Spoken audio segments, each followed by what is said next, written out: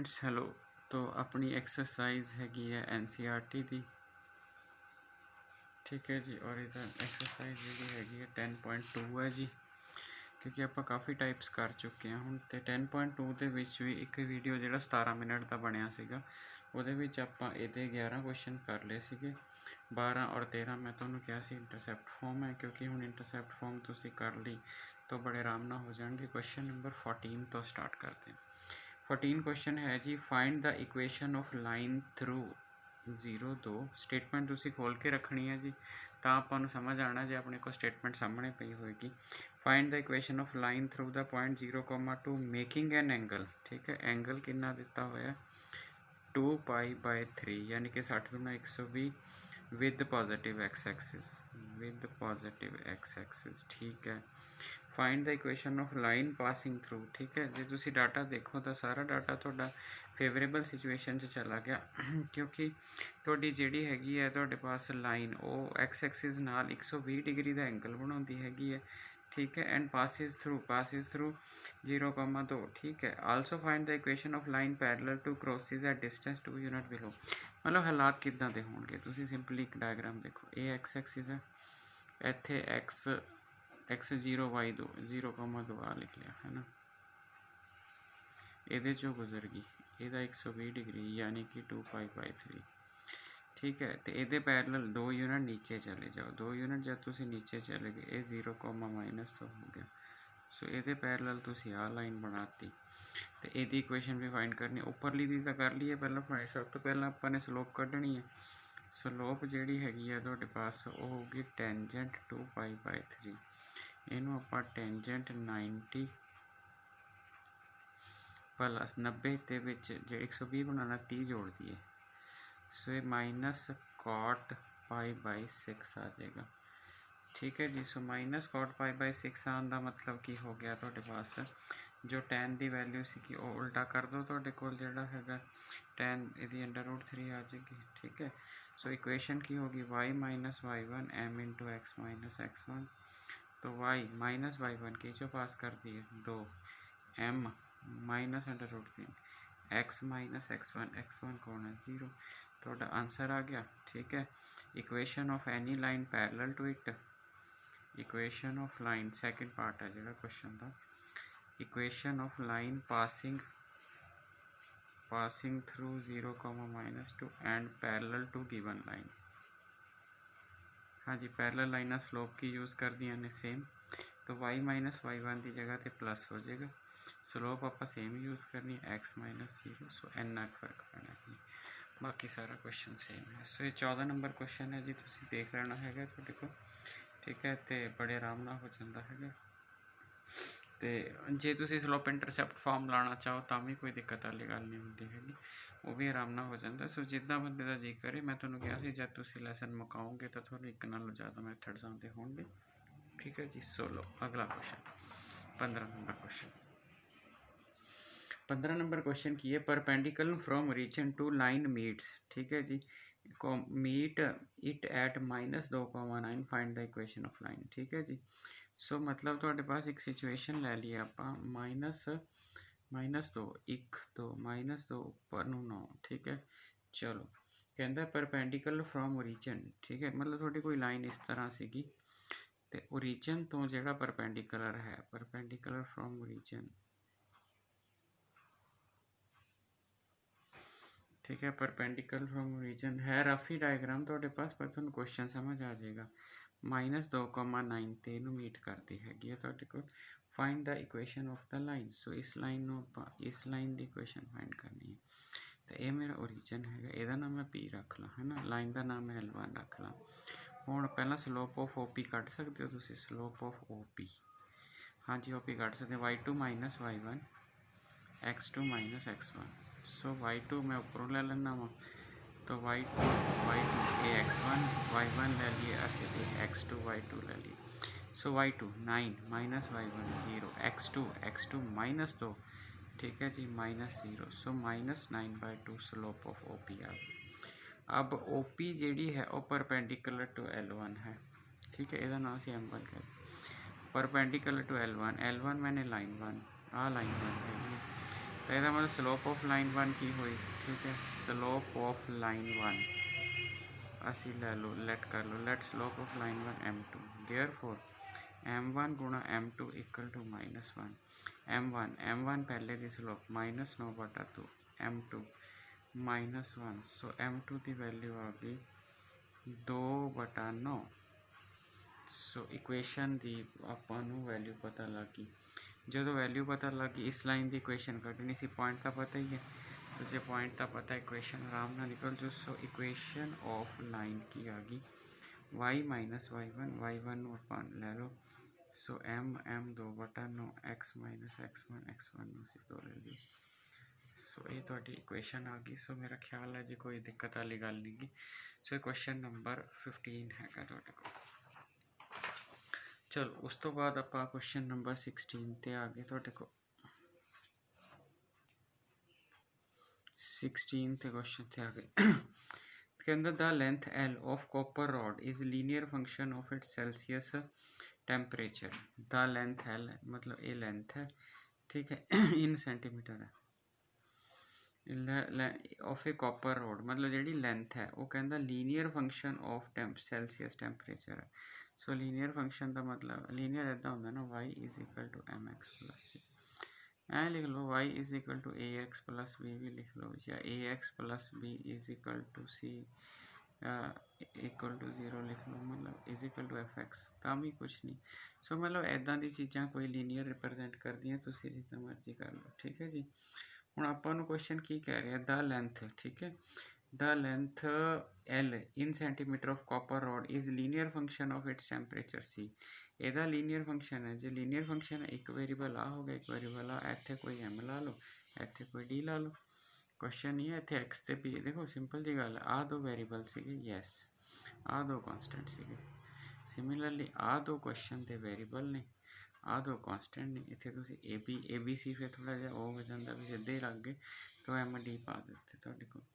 तो length in centimetre copper rod is जोड़ा है linear function of temperature.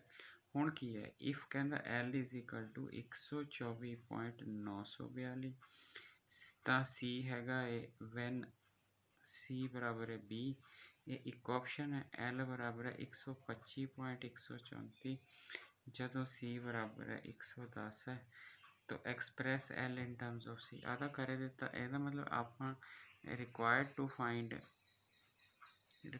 Find जोड़ा है एम एंड डी है। अगर एम और डी मिल जाता तो गल खत्म है। हुण लीनियर फंक्शन तो क्वेश्चन च दिता होया, लीनियर फंक्शन क्वेश्चन दिता तो मतलब की है तुहाडे कोल बई इनू आ दोनों पॉइंट सैटिस्फाई करनगे, लीनियर रिलेशन तो हैगा ही हैगा। सो जे L 124.942 लै ला तो M C कितना उस टाइम B बराबर है D।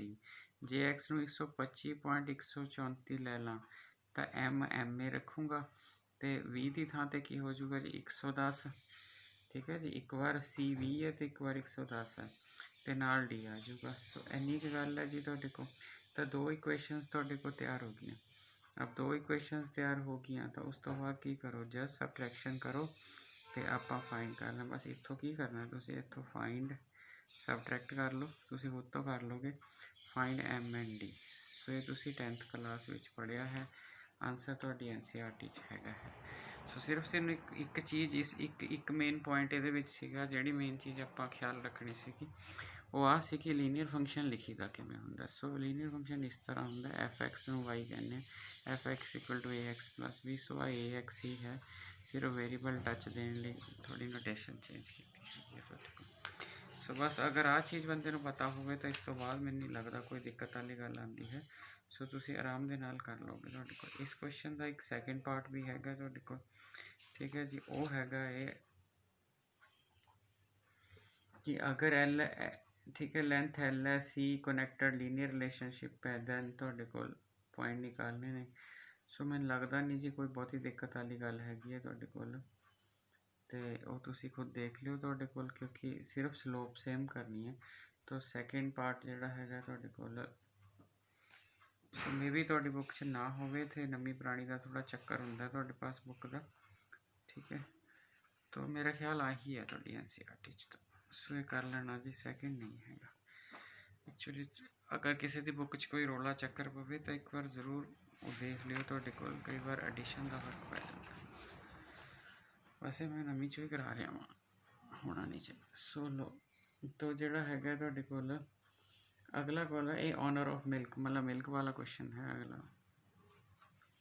कहना ऑनर ऑफ मिल्क स्टोर वाला।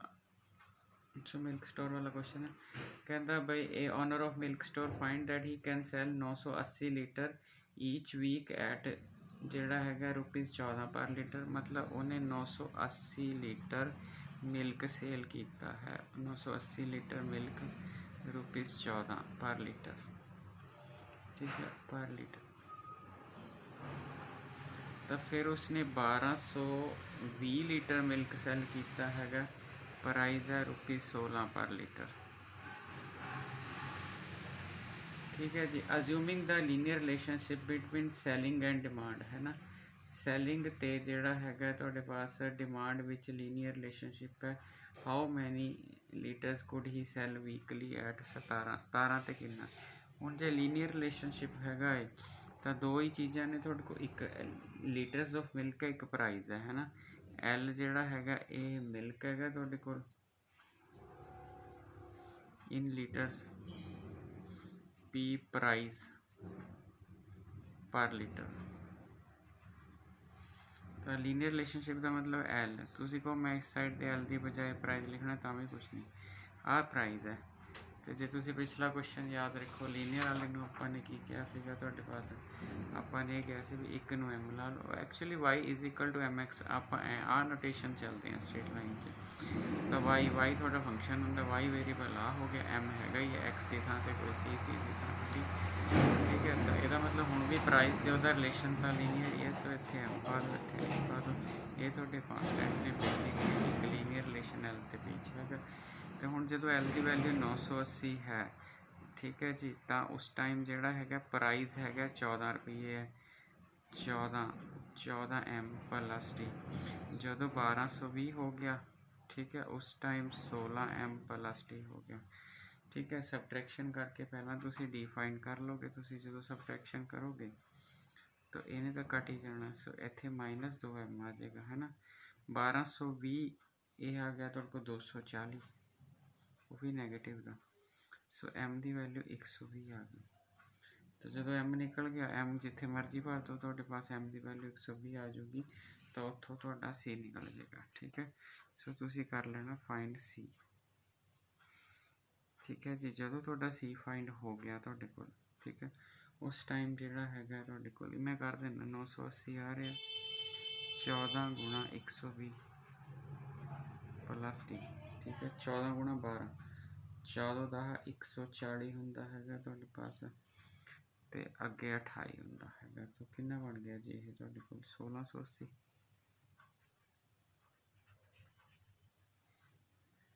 ਠੀਕ ਹੈ। ਇਹ 980, ਸੋ ਡੀ ਦੀ ਵੈਲਿਊ -700 ਆ ਗਈ। जे डी की वैल्यू भी आ गई, यदा मतलब एक लीनियर रिलेशनशिप जनरेट हो गया। अब मैं आंसर लिखदा जी, उस तो बाद तुसी सैकेंड पार्ट इहदा खुद कर लियो। रिलेशनशिप की होया L in litres is equal to 120 into price minus D इत्थे 700। सो 120 इत्थे प्राइस इत्थे 700। तो हुण अगला पार्ट इहदा क्वेश्चन का पूछा गया हैगा तुहाडे कोल, वो सिर्फ इन्ना पूछा गया भी 17 लीटर ते की। सो प्राइस जे 17 लीटर प्राइस दिता होया, how many litres could sell. So ये कटना है प्राइस 17 भर दो इत्थे -700। सो जो भी सॉल्व करोगे तुहाडे पास 2040 इत्थे आ जाना हैगा -7, तो एल की जी वैल्यू आ जाऊ 1340 लीटर। सो ये वाला जिहड़ा तुहाडा क्वेश्चन हो गया, ठीक है जी। सो बड़ा ठीक ठाक क्वेश्चन है जी तुहाडे कोल, मेरा ख्याल एडी रोले वाली गलबात है नहीं गी, आराम नाल समझ आ जाता है, ठीक है जी। सो मिड पॉइंट और बाइसैक्टेड वाला जिहड़ा हैगा मिड पॉइंट ऑफ ए आपां बाइसैक्टेड वाला क्वेश्चन ऑलरेडी किया होया। सो क्वेश्चन नंबर 18 मैं छड्ड रहा वां, मतलब 18 मैं तुहाडा होमवर्क कर दिना वां, क्योंकि तुसी शायद ये ਆਪਾਂ ਪ੍ਰੀਵੀਅਸ ਵੀਡੀਓਜ਼ ਦੇ ਵਿੱਚ ਆਪਾਂ ਕਰ ਲਿਆ, ਕਿਉਂਕਿ ਬਾਈਸੈਕਟਡ ਐਟ ਮਿਡ ਪੁਆਇੰਟ ਆਪਾਂ ਇੰਟਰਸੈਪਟ ਫਾਰਮ ਦੇ ਵਿੱਚ ਪੜ੍ਹੇ ਨੇ, ਤਾਂ ਮੈਨੂੰ ਲੱਗਦਾ ਨਹੀਂ ਕੋਈ ਦਿੱਕਤ ਹੈਗੀ ਹੈ ਤੁਹਾਡੇ ਕੋਲ। ਠੀਕ ਹੈ ਜੀ। ਸੋ ਕੁਐਸਚਨ ਨੰਬਰ ਆਪਾਂ 19 ਤੇ ਆ ਗਏ। ਸੋ ਕੁਐਸਚਨ ਨੰਬਰ 19 ਤੇ ਆ ਗਏ। ਫਿਰ ਵੀ ਸਟਿਲ ਜੇ ਕਿਸੇ ਦੀ ਕੋਈ ਪ੍ਰੋਬਲਮ ਰਹੀ ਤਾਂ ਦੇਖ ਲਾਂਗੇ ਆਪਾਂ। ਸੋ 19 ਨੰਬਰ ਕੁਐਸਚਨ ਤੇ ਆ ਗਏ। 19 ਨੰਬਰ ਕੁਐਸਚਨ ਕੀ ਕਹਿ ਰਿਹਾ, ਕਹਿੰਦਾ ਆਰ ਜਿਹੜਾ ਪੁਆਇੰਟ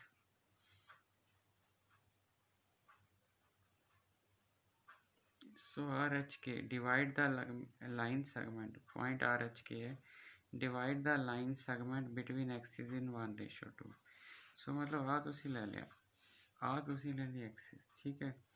ਤੇ ਇੱਥੇ ਕਿ ਜਾ ਕੇ ਇੱਕ ਪੁਆਇੰਟ ਹੈ ਜਿਹਦਾ ਨਾਂ ਅਸੀਂ RH, K ਲਿਖਿਆ, ਤੇ ਇਹ ਇੱਕ ਪਾਰਟ ਇੱਧਰ ਨੂੰ ਹੈ ਤੇ ਦੋ ਪਾਰਟ ਇੱਧਰ ਨੂੰ ਹੈ। 1:3 ਦੇ ਵਿੱਚ ਇਹ ਲਾਈਨ ਨੂੰ ਡਿਵਾਈਡ ਕਰਦਾ। ਜੇ ਹੇਠੋਂ ਸ਼ੁਰੂ ਕਰੋਗੇ ਡੈਫੀਨੇਟਲੀ ਇਸ ਤਰ੍ਹਾਂ ਹੀ ਲਓਗੇ, 1 पार्ट इधर है 2 पार्ट इधर है, जो 3 पार्ट होता। सो 1:2 चा आर पॉइंट।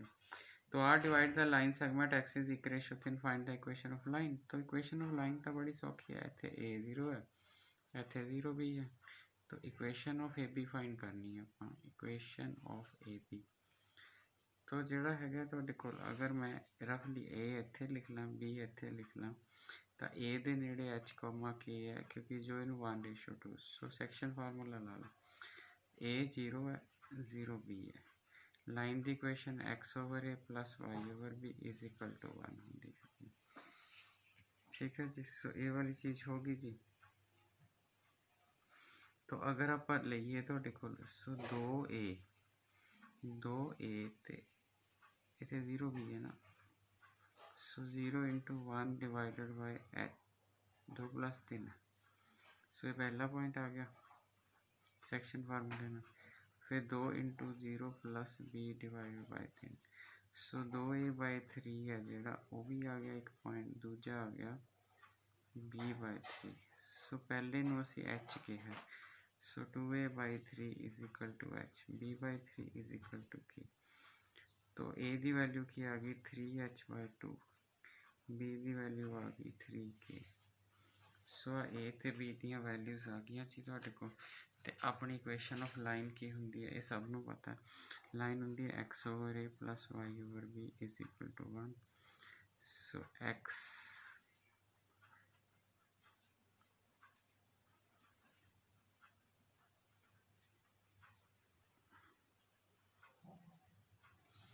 सो ये थोड़ी लाइन आ गई जी। ये 19 नंबर क्वेश्चन है। ठीक हो गया जी। सो ये वाली चीज़ भी अपनी होगी क्वेश्चन। उस तो बाद जो क्वेश्चन है तुहाडे कोल, कहंदा concept of line prove that 3 points are collinear. ठीक है जी। तो जोड़ा है तुहाडे पास ये की करना है, using the concept of equation of line. तो क्वेश्चन नंबर 20 है जी।